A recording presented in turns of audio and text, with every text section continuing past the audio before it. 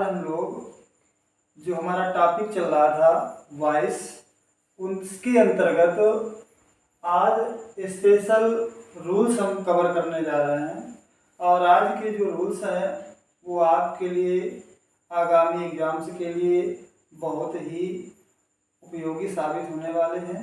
तो आप इनको ध्यान से पढ़ें, कॉपी में नोट डाउन करें और परीक्षा के लिए तैयार करके रखें। तो चलिए देरी ना करते हुए हम लोग जो है आज का जो अपना टॉपिक है उसे आरंभ करते हैं। पहला रूल कह रहा है कि अगर किसी एक्टिव वॉइस के सेंटेंस में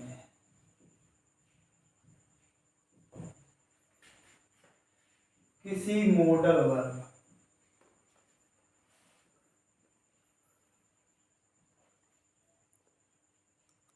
जैसे can, could, may, might, will, would, shall, should, must, ought to, used to, need और dare etc. क्या क्या हमने लिखा कि अगर किसी एक्टिव वॉइस के सेंटेंस में किसी मॉडल जैसे can, could, may, might, will, would, shall, should, must, ought to, used to, need, dare etc. आदि का प्रयोग हुआ है तो पैसिव वॉइस बनाते समय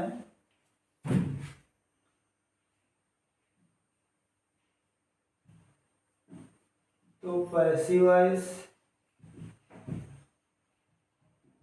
में इनके साथ बी क्रिया का प्रयोग किया जाता है। ठीक, इन्हीं वर्ब्स के साथ हमको और कौन सी वर्ब लगा देनी है? बी। अब इसका स्ट्रक्चर क्या होगा, स्ट्रक्चर भी समझ लेते हैं।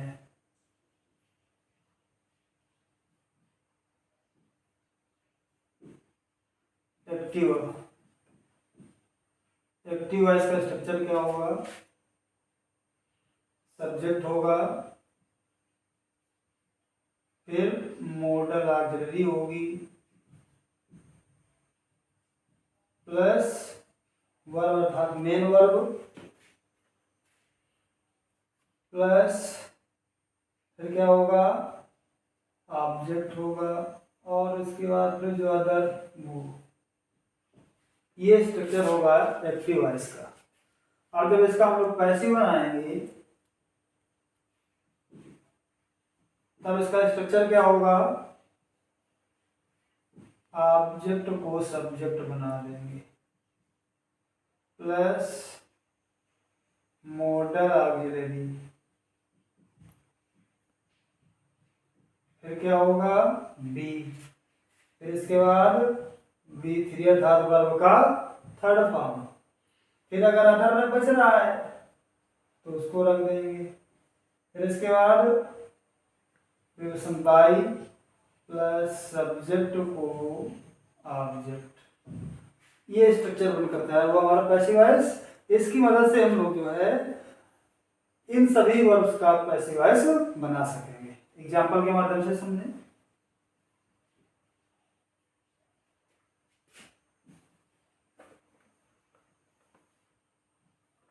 She can grant you leave. She can grant you leave. वह तुम्हें छुट्टी दे सकती है, उसके पास तुम्हें छुट्टी देने का अधिकार है। किसे? तुम्हें क्या? लीव, अवकाश। देखिए क्या करना होता है, बाकी तो हम पहले से जो करते हैं वैसे ही करना है। तो क्या है?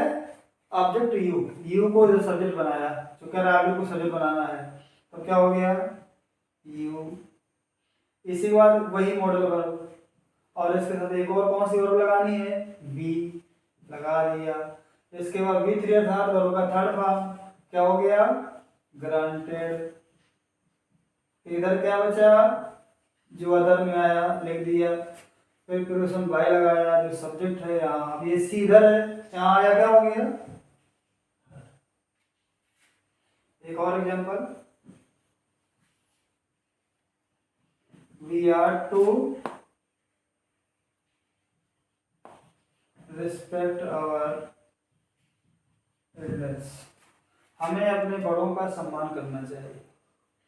किसका, अपने बड़ों का। तो क्या बनेगा, our elders ought to be, third form respected. अब जो वी है ये जनरल सेंस में आ रहा है, व्यापक अर्थ में आ रहा है, इसलिए हमें इसके बाय लगाकर कैसे नहीं करना है।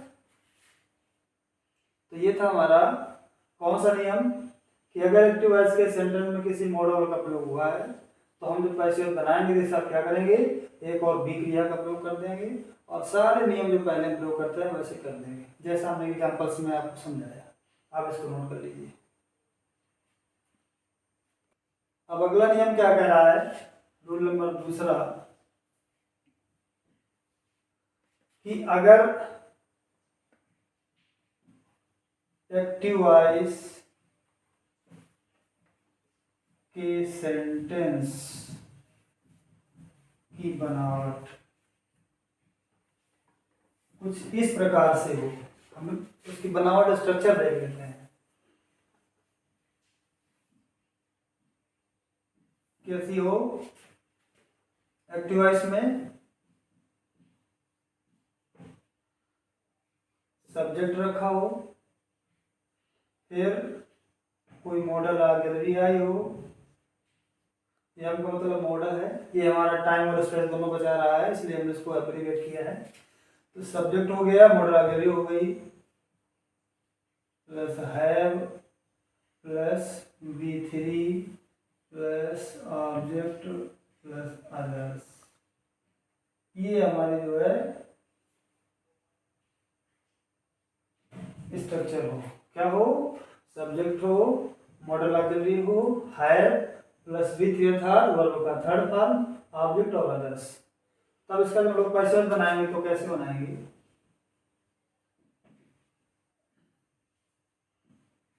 ऑब्जेक्ट को सब्जेक्ट बना देंगे, फिर मॉडल ऑक्सिलरी,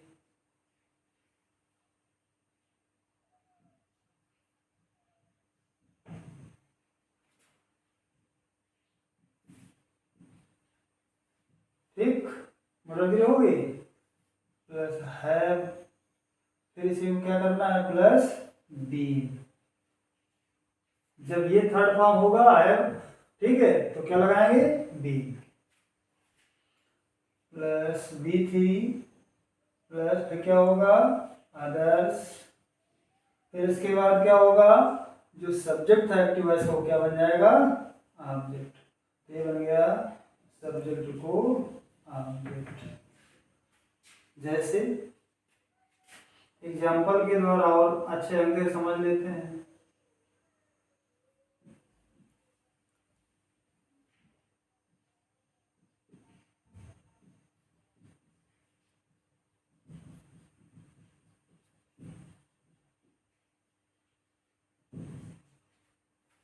क्या लिखा हमने सेंटेंस में, you must have completed your work.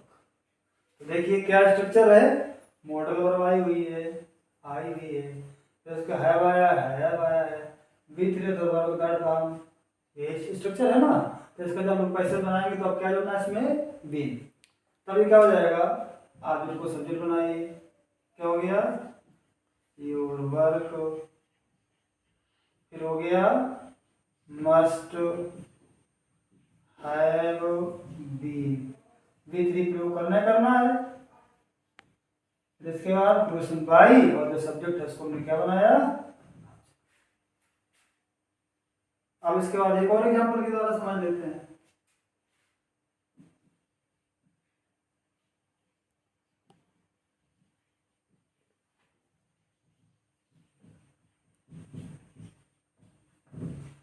He would है पास द टेस्ट। ठीक है, इसकी भी स्ट्रक्चर कैसी है, मॉडल वर्ब है प्लस बी थ्री। कंफर्म हो गया, तो हमें क्या प्रयोग करना है, बीन। तो क्या हो गया, द टेस्ट, फिर हो गया would have been, third form passed by, he इधर है, क्या हो गया, ओके। तो मैं अब इसको नोट कर लीजिए।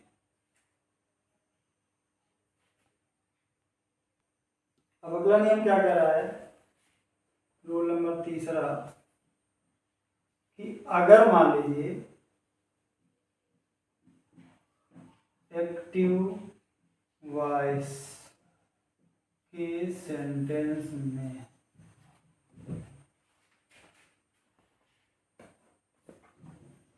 हैव, हैड,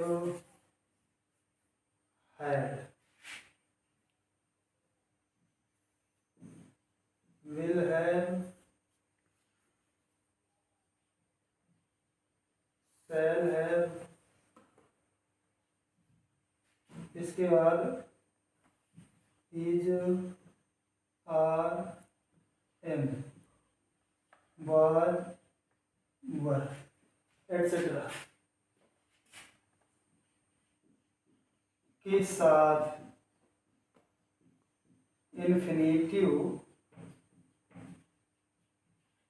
टू आया हो तो पैसिव वॉइस में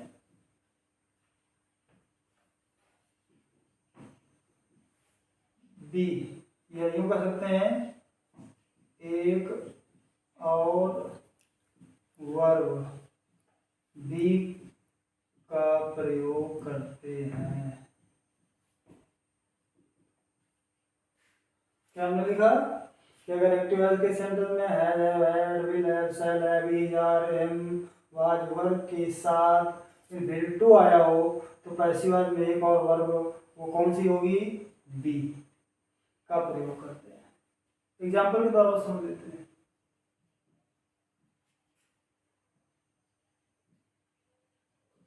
He had to help them, उसे उनकी मदद करनी होती है, करनी पड़ती है। है स्ट्रक्चर वही, इनके साथ क्या लगा हुआ है, इन्फिनेटिव टू। तो अब कैसे बनाएंगे, आप इनको सदैव बना दीजिए। क्या हो गया, दे, फिर क्या हो गया, दे के साथ हैव टू बी, हो गया स्ट्रक्चर। तो सी हैज टू बी, अब थर्ड फॉर्म क्या हो गया, हेल्प्ड बाय, प्रयोग कर दो, सी इधर आया, क्या हो गया। एक और एग्जांपल के द्वारा समझ लें, I am to visit the Taj, मुझे ताजमहल देखने जाना है। अब क्या होगा, देखिए एम के बाद क्या आया हुआ है, इन्फिनेटिव, तो ये जो वर्ब इन्फिनेटिव है, इन्फिनेटिव में पैसे बनाएंगे तो क्या जोड़ेंगे, बी। तो क्या हो जाएगा, बाकी शेष नियम जैसे पहले हम करते हैं, ऑब्जेक्ट, तो क्या हो गया, ताज, अब आई के साथ एम लगा हुआ था, ताज सिंगुलर सब्जेक्ट क्या लगा था, इज, टू बी, फिर third form B three, visited by, I हरा, क्या हो गया। अब अगला नियम क्या कह रहा है, रूल नंबर 4, कि अगर हमारा जो एक्टिव वॉइस का सेंटेंस है उसकी स्ट्रक्चर, उसकी बनावट कुछ इस तरह से हो, एक्टिव वॉइस के सेंटेंस का स्ट्रक्चर कुछ इस प्रकार हो,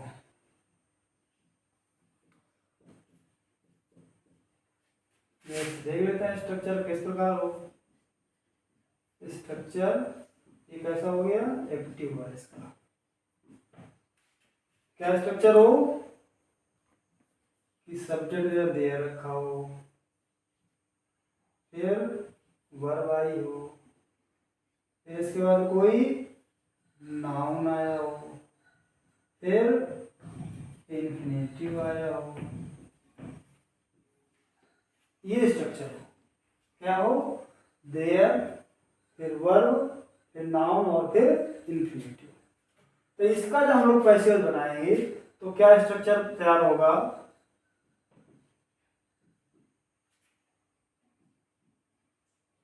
there plus verb plus noun, फिर इसके बाद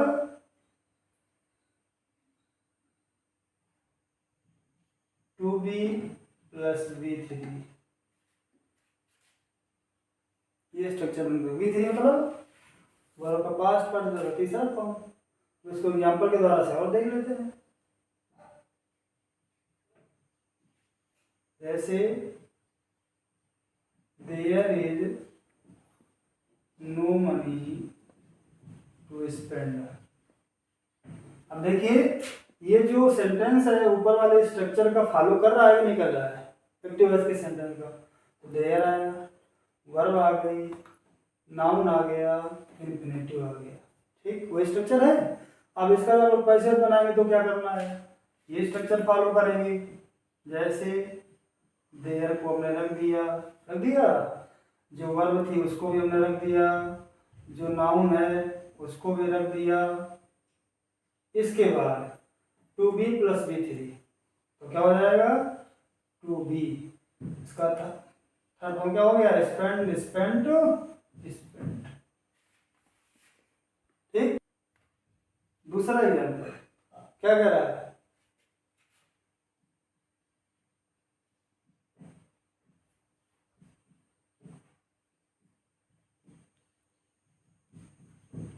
क्या सेंटेंस हमने रखा, there is no time to waste. हमारे पास बर्बाद करने के लिए समय नहीं है। देखिए स्ट्रक्चर वही है, जब वही है तो क्या हो जाएगा, कैसे बनाएंगे, there is no time, infinitive है, क्या कर देंगे, टू बी प्लस V3, क्या हो गया, वेस्टेड। अब अगला नियम देखिए, अगला नियम क्या कह रहा है, पांचवा, कि अगर जो है एक्टिव वॉइस के सेंटेंस के जो स्ट्रक्चर है कुछ इस प्रकार से वैसा घर पर हो, अगर एक्टिव वॉइस के सेंटेंस का स्ट्रक्चर कुछ इस प्रकार से हो, किस प्रकार से हो, स्ट्रक्चर देखते हैं। हालांकि इस रूल को हम चाहें तो सरल करने के दो भागों में बांट लें, ये A नंबर हो जाएगा और फिर B नंबर और बताएंगे। स्ट्रक्चर क्या होगा,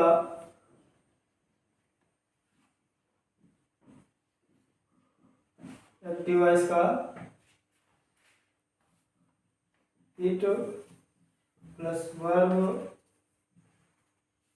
noun plus infinitive.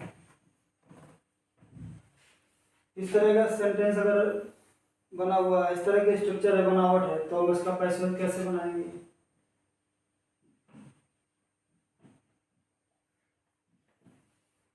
It plus verb plus noun plus to be plus V3, अर्थात वर्ब का थर्ड फॉर्म। V3 ये हमारा टाइम बचा रहा है, स्पीड बता रहा है, मेन चीज टाइम है, तो इसका मतलब क्या हो गया, वर्ब का थर्ड फॉर्म। ये स्ट्रक्चर हमको फॉलो करना है। अब एग्जाम्पल के द्वारा समझ लें, it is time to work hard. ये परिश्रम करने का समय है।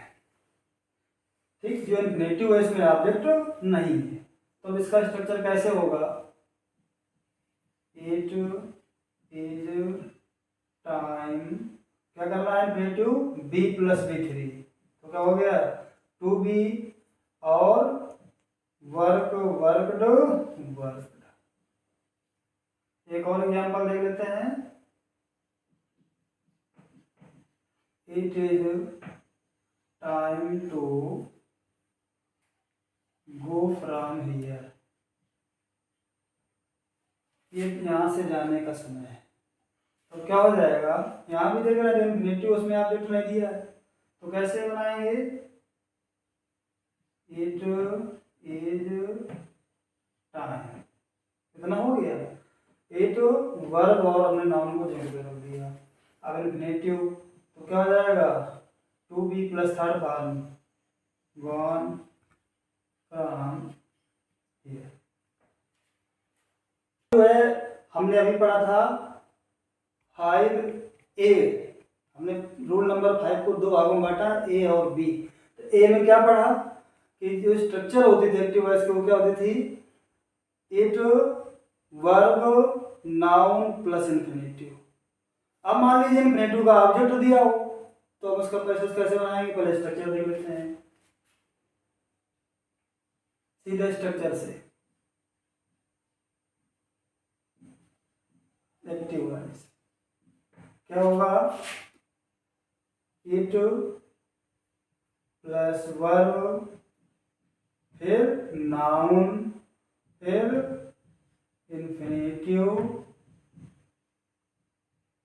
Plus object. जब ये स्ट्रक्चर हो तो हमें इसका पैसे कैसे बनाना है, वो स्ट्रक्चर देख लेते हैं।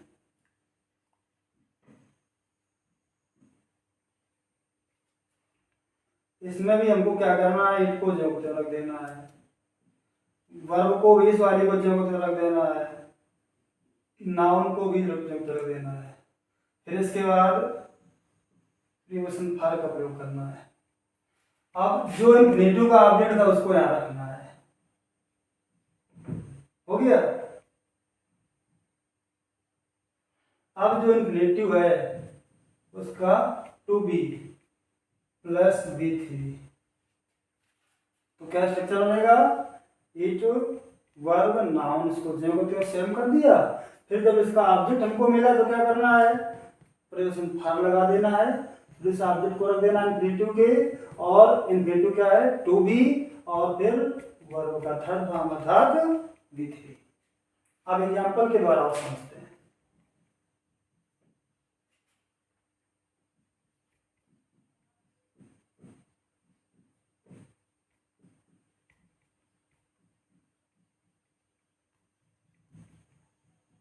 सेंटेंस हमने रखा, it is time to open the shop. जब हमने इस 5 नंबर रूल का जो ए नंबर लिखा था उसमें क्या लिखा था, it is time to open, अर्थात वो वर्ब तक होता था, इन्फिनेटिव तक होता था, लेकिन उसका ऑब्जेक्ट नहीं होता था। इसमें हम देख रहे हैं it is time infinitive plus इसका ऑब्जेक्ट, क्या खुलने का समय है, दुकान। तो अब इसका जब ऑब्जेक्ट होगा तो हमें कैसे स्ट्रक्चर तैयार करना है, ये हमने लिखा है। तो इसके अंतर्गत हम जो करके देख लेते हैं। तो क्या करा है, इट को ज्यों त्यों कर दिया, इस वाली वर्ब को ज्यों त्यों कर दिया, जो नाउन दिया उसको भी ज्यों त्यों रख दिया।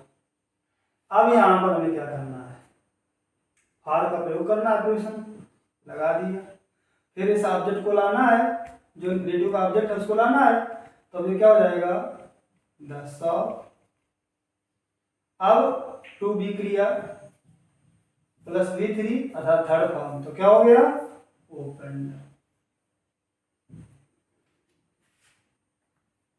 और एक एग्जांपल के माध्यम से समझते हैं।